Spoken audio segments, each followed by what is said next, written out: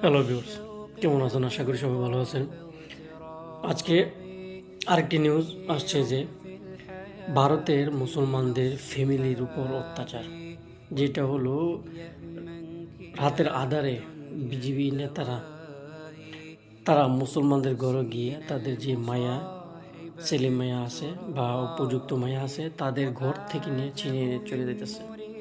তাহলে এই অত্যাচার কতদিন আর কতদিন সহ্য করা যায়?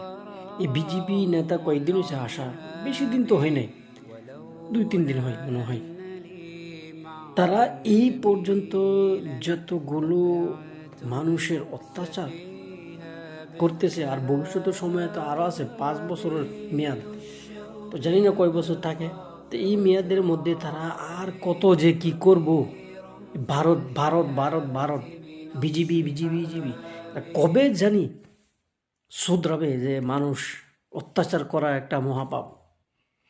তারা মুসলমানদের মেয়েদের ঘর থেকে নিয়ে তুলে নিয়ে যাইতেছে।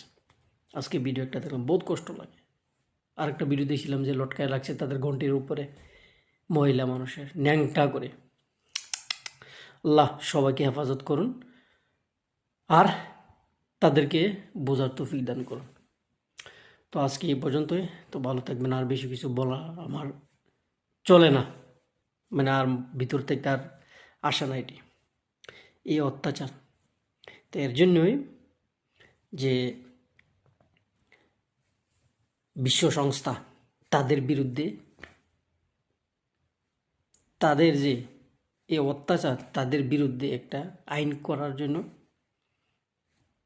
প্রেস করছে। তো যাই হোক, এর মাধ্যমে তারা একটু শক্ত হবে, এর মধ্যে তারা একটু একটু শান্ত হবে, এর ছাড়া আর কিছু না। তো ভালো থাকবেন সবাই, আশা করি।